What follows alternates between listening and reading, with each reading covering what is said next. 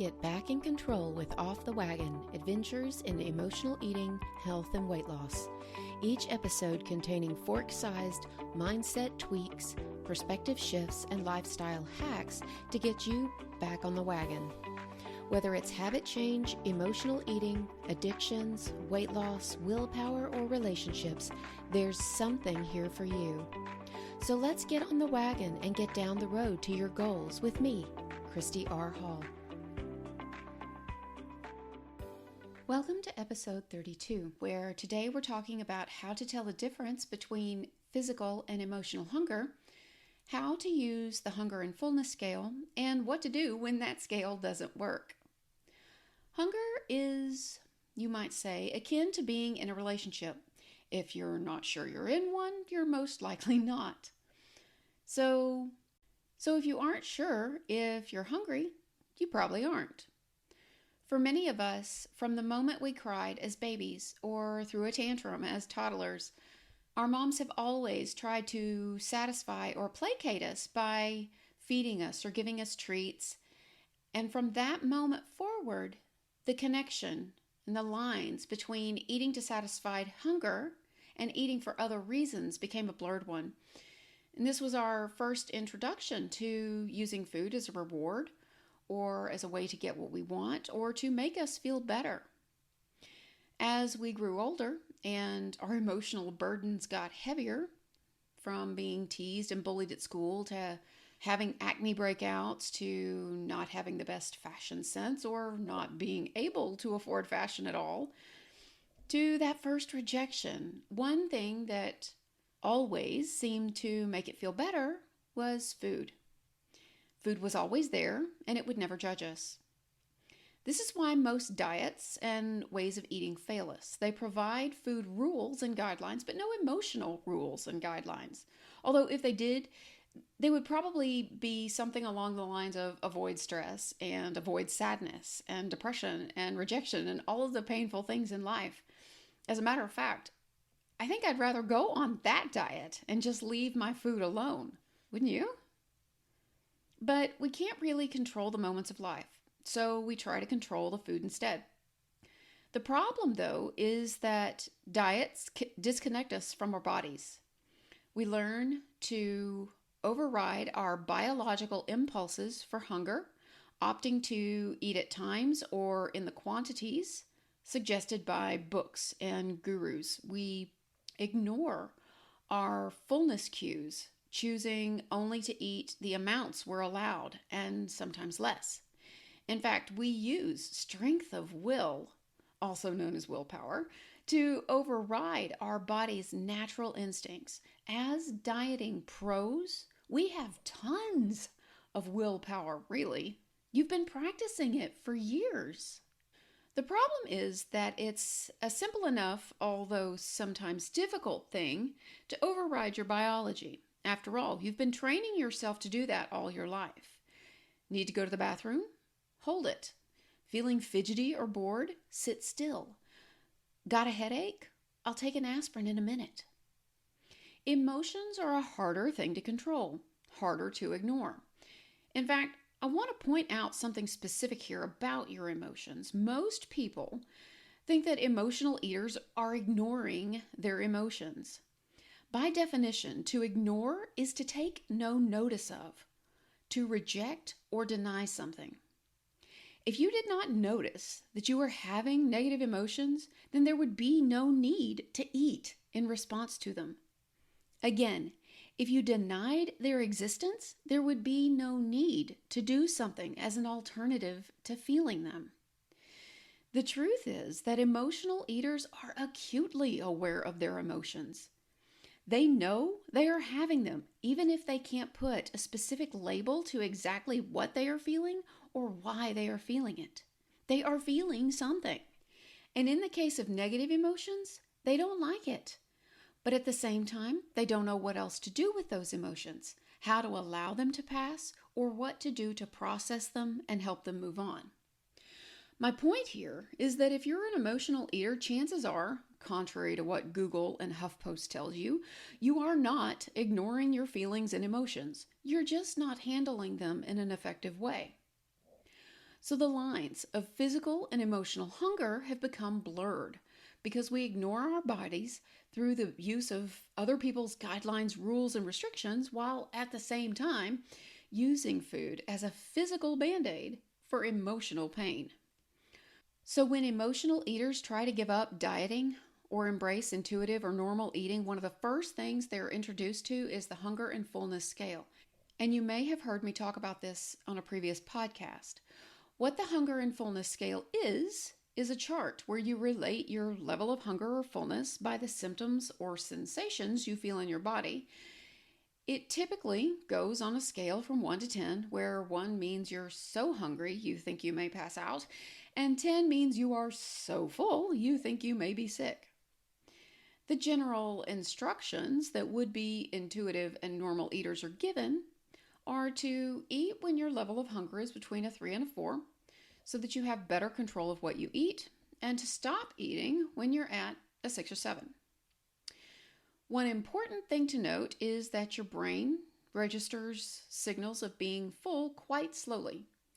Learning to eat until you're comfortably full without going overboard will, maybe, take some practice. Intuitive eating coaches and gurus will tell you to eat a portion of your meal and then wait 20 minutes before going back for seconds, because that's about how long it takes for the stomach to signal that it's full. But there are a couple of problems inherent with this wisdom. Number 1, you don't always have 20 minutes to wait and see if you're still hungry.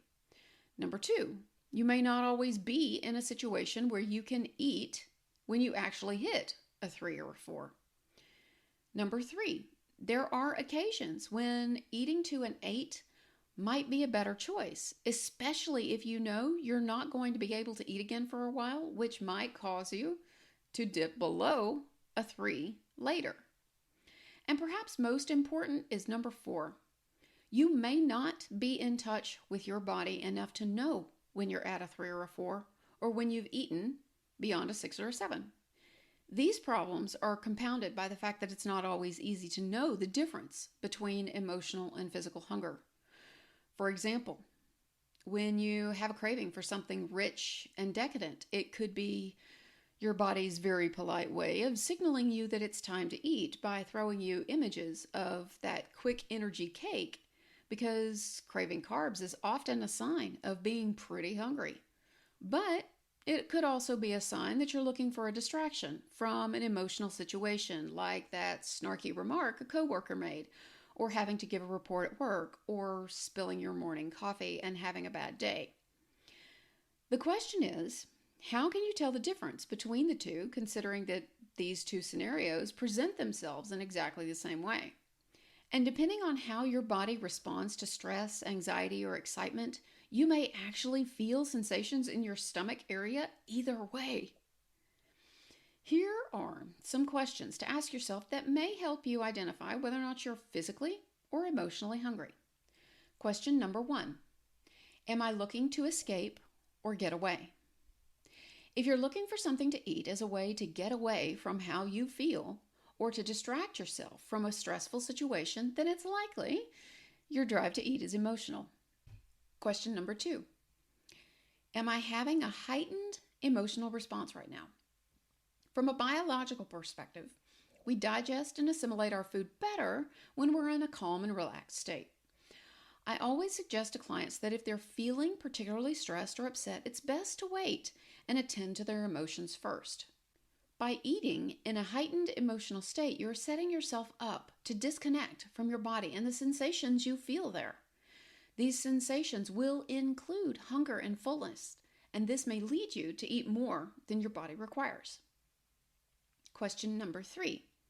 Am I looking for a healthy and nutritious option, or something full of sugar and fat? A couple of years ago, there was a series of articles that suggested the way to tell whether or not you were physically or emotionally hungry is whether or not you would eat an apple. For some people, this was a useful tool. But if fruit has long been something that you have restricted, you just might eat apples emotionally. The same might be said for broccoli. Generally, though, when you are physically hungry, even a bowl of steamed veggies will sound good. But if you're emotionally hungry, you're most likely going to notice that your hunger and cravings is for something specific, a particular food like German chocolate cake or French bread with butter, or a defined taste like something sour, sweet, salty, or savory. An exercise that you can try to help you identify whether it could be emotional or physical hunger is to stop for a moment and take a breath. Then allow your hand to go to the body, the part of the body that wants care or attention or is crying out. If it goes to your stomach, then it may be a sign that you're physically hungry. But if it goes to your head or to your heart, then you're probably bored or have something else on your mind that's not physical hunger. Realize, of course, that this exercise isn't foolproof because, of course, where we each experience things in our bodies is different. You may carry stress in your shoulders while your friend carries stress in her back. I get feelings of anxiety in my stomach, the same area I feel hunger, and for the longest time, I interpreted stressed and anxious feelings as a need for food. It's important for me to point out here that just like stress, not everyone feels hunger in exactly the same way. And in even the same person, how you feel hunger at one time of the day or month, because hunger is also affected by hormones, may be different than how you feel it at another time. In fact, how you eat and the foods you choose on a day-to-day basis may change how your body responds to a lack of food. For example, people who have followed low-carb or ketogenic lifestyles where they're used to running on ketones may not ever get to a place where they feel like they're into that level 1 painfully hungry, feeling faint, and have the shakes. Likewise, people who are currently taking insulin may find that they feel woozy or shaky at a 3 or even a 2. So you must pay attention to your body and make modifications so that the hunger and fullness scale can work for you. Now, if you're struggling to rate hunger and fullness on a scale of 1 to 10, there are a couple of other things that you can try. You can imagine that your stomach is like an inflated balloon. When the balloon is completely deflated, that would be probably a 1 or a 2. When it's got some air in it, but the sides are still squishy and soft, that may be a 5 or a 6. And when it's stretched so tight it's about to burst, that's probably a 9 or a 10. Another way that you can get used to this scale of 1 to 10 is to practice it with other bodily sensations. So let's say you're doing your workout. You might rate how out of breath you are. 1 would be calm, resting breath, right? 6 might be a brisk walk or a jog. 10 might be gasping until you're unable to do anything else but breathe. Another option might be, how bad do you need to go to the bathroom? 1 would be, I just went, right? So no feelings of having to go at all. 6 might be, I could think about getting to the bathroom soon. 10 would be, hand me the big gulp cup. I gotta go now. And you can use that with anything, any of your bodily sensations, like how badly do I itch right now? How badly do I want to shower right now? And that will help you acclimate yourself to using a scale like this. So, what happens if you don't feel hunger in your stomach? Believe it or not, this is actually pretty common. Most people think of hunger as an emptiness or a gnawing in their stomach, but hunger can show up in lots of different ways. For example, while I notice hunger as a sensation in my stomach in maybe late morning or early afternoon, or even in the evening, in the morning, like when I first get up, I never notice physical sensation of hunger. But if I put off eating for too long in the morning, I do notice that I start to feel anxious without having had a stressful event that would normally cause stress or anxiety. Learning this about myself was a huge thing for me. Other signs of hunger that you might notice, you might start to experience specific cravings or feel low energy or fatigue, right? You might notice moodiness, poor attention, headaches, stomach upset, dizziness, shakiness. You may notice that your hands and feet are colder than the room that you're in. If you notice one of these physical signs pop up 3 to 6 hours after you last ate something substantial, it's a good chance it's probably hunger. But basically, what this means is you need to pay attention to how your body works and what it's trying to tell you. These same principles apply when you are eating and trying to determine your fullness levels. Again, because dieting teaches us to only eat what we're allowed, it's possible that you haven't really felt fullness in a really long time, or that the only time you feel full is when you lose control and eat more than you should. One of the things that intuitive and normal eaters fear is that they will eat and eat and eat and never stop.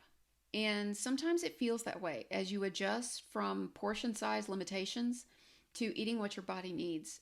This is another area where the hunger and fullness scale might fail you. If you're like me, and I honestly hope you're not, there's sort of a blank space in the scale for me. What I mean is that I know when I'm starving. I know when I'm more hungry than is comfortable. I also know when I'm full enough to be uncomfortable and beyond. So for me, I understand levels 1, 2, and maybe 3, and then maybe 8, but definitely 9 and 10. Everything between 3 and a 7 is a blank. I can't really tell the difference by how my stomach feels. This is particularly problematic from an intuitive and normal eating perspective, as this is the range that it's suggested that we stay in. It's interesting to me that you can go to Google and read tons of articles on how we misinterpret our hunger cues. You've probably read the conventional wisdom of mistaking hunger for thirst and to drink water before you eat something, just to be sure. But there are very few articles on how we might mistake fullness.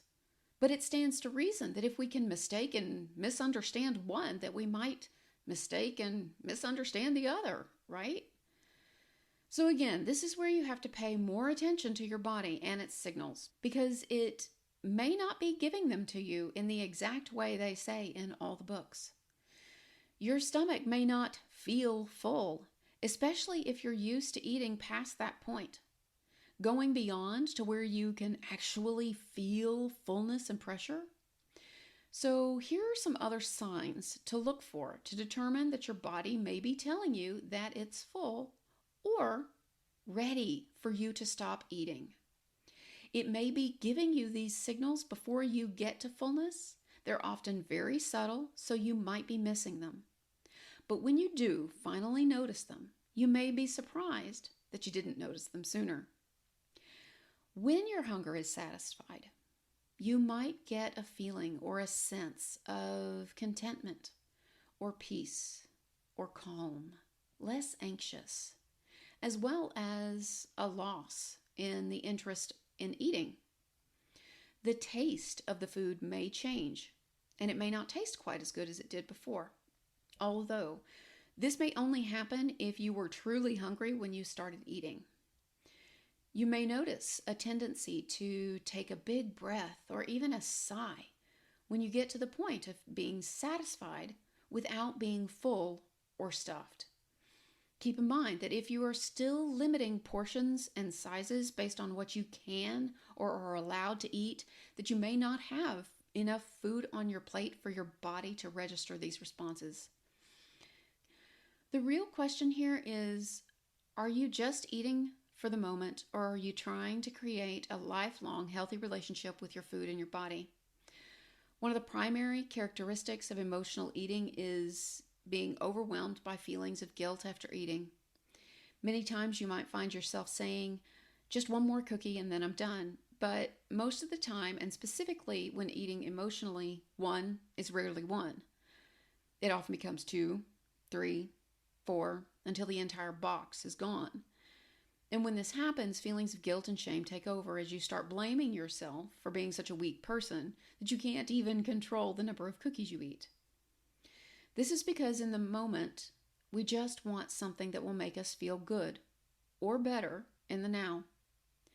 We conveniently forget about how we'll feel 30 minutes from now, or even tomorrow when our fingers feel puffy, or our joints are inflamed, or our head is foggy.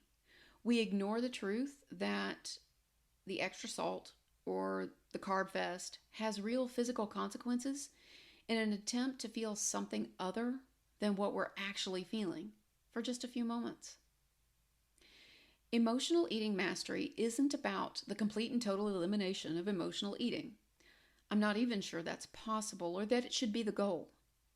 Instead, our goal is to learn to listen to our bodies so that emotional eating is not our go-to mechanism, so that the majority of the time we are eating out of a desire to satisfy physical, biological hunger, so that emotional eating is no longer a problem for us that keeps us from our health and wellness goals. I hope this has been helpful for you today.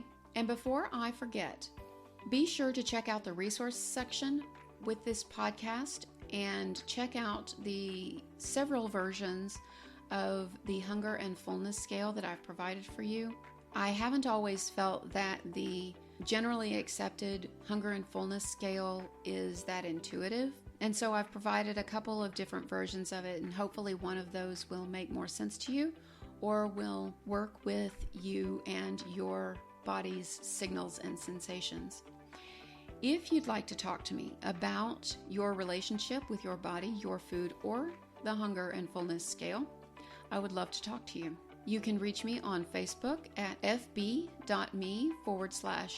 Christy R. Hall or at my website, www.christyrhall.com. Thanks so much for listening in today, and I'll talk to you soon.